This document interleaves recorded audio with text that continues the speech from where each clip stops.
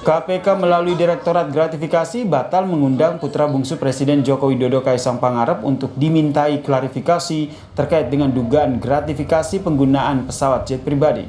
Saat ini, KPK fokus atas 2 laporan, yakni dari Koordinator Masyarakat Anti Korupsi Indonesia, Boyamin Saiman, dan juga dosen Universitas Jakarta, Ubedillah Badrun, yang telah diterima Direktorat Pelayanan Laporan dan Pengaduan Masyarakat. Pengusutan atas 2 laporan tersebut, saudara, yang dilayangkan terhadap Kaisang akan terus dilakukan dengan dukungan data dari Direktorat Gratifikasi.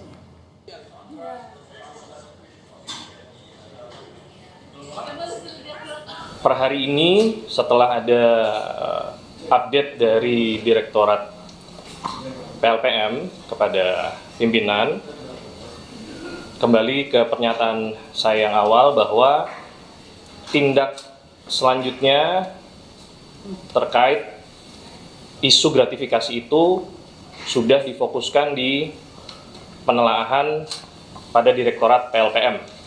Jadi sudah tidak lagi di Direktorat Gratifikasi.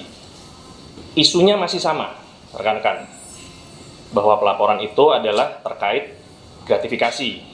Nah, kenapa difokuskan ke sana? Karena jangkauannya bisa lebih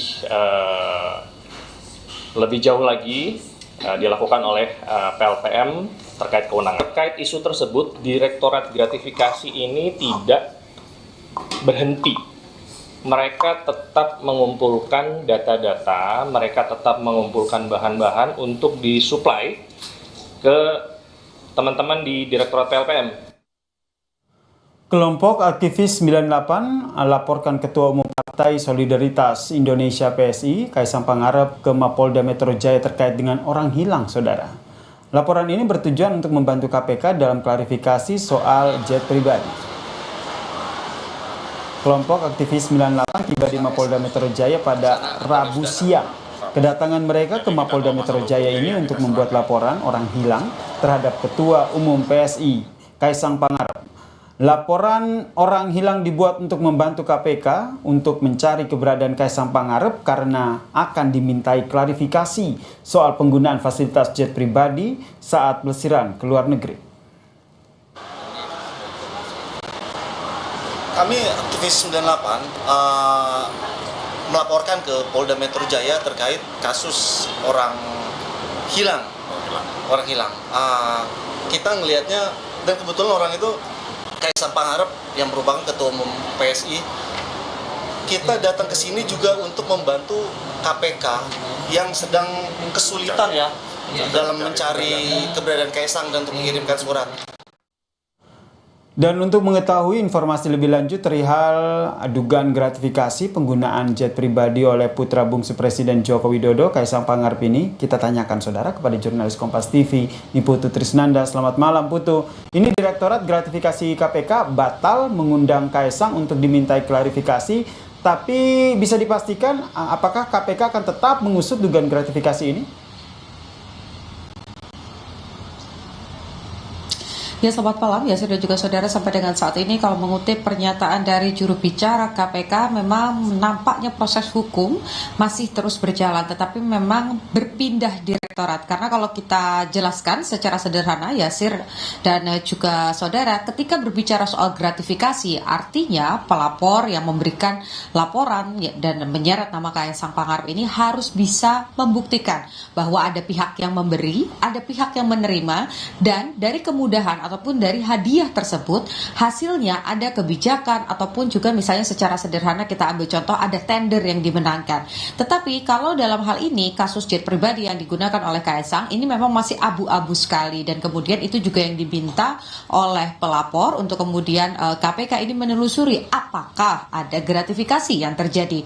Karena memang masih sangat abu-abu dan juga masih sangat luas, akhirnya KPK ini memilih untuk memasukkan prosesnya ke dalam direktorat yang berbeda, yakni Direktorat Pelayanan dan juga Pengaduan Masyarakat, di mana pada saat ini sudah memasuki masa ataupun tahapan penelaahan.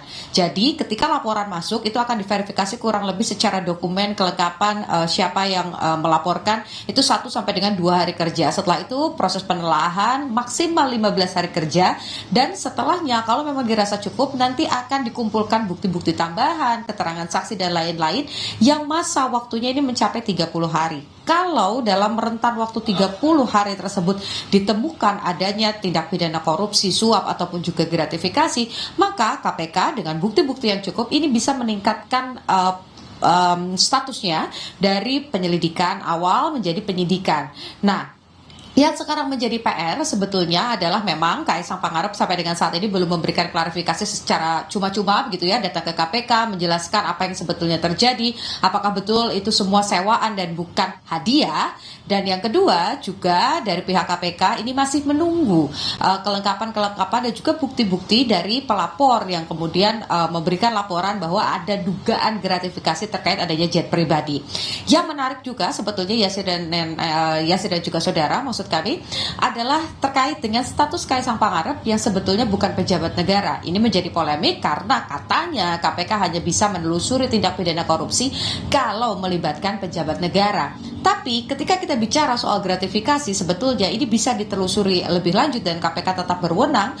Karena pada dasarnya kalau kita lihat kasus-kasus bahkan yang sampai putus sudah di Mahkamah Agung, ini banyak upaya korupsi ataupun juga gratifikasi yang masuknya lewat keluarga. Kita tahu Kaisang Pangarep sampai dengan saat ini hanya menyandung status politik saja sebagai Ketua Umum PSI, tapi tidak menyandang status apapun sebagai pejabat negara. Tapi keluarga atau garis keluarga dari Kaisang Pangarep ini semuanya pejabat negara. Ada Bobi Nasution yang saat ini juga akan berkontestasi untuk maju di Pilgub Sumatera Utara. Kemudian ada lagi kakaknya yang merupakan wakil presiden terpilih yang juga sebelumnya merupakan wali kota Solo, Gibran Rakabuming Raka. Dan juga ada pembuat keputusan utama di negara ini yaitu ayah dari Kaisang Pangarep, yakni Presiden Joko Widodo. Artinya kans itu atau kemungkinan itu memang ada. Nah sekarang tinggal kembali lagi apakah ada bukti-bukti yang cukup untuk meyakinkan KPK bahwa memang ada tindak pidana korupsi ataupun juga gratifikasi. Kita nantikan masih panjang waktunya karena KPK masih punya 15 sampai dengan 30 hari lagi untuk mengumpulkan bukti-bukti dan memutuskan apakah kasus ini selesai atau bisa dilanjutkan ke tingkat selanjutnya. Yasir. Terima kasih jurnalis Kompas TV.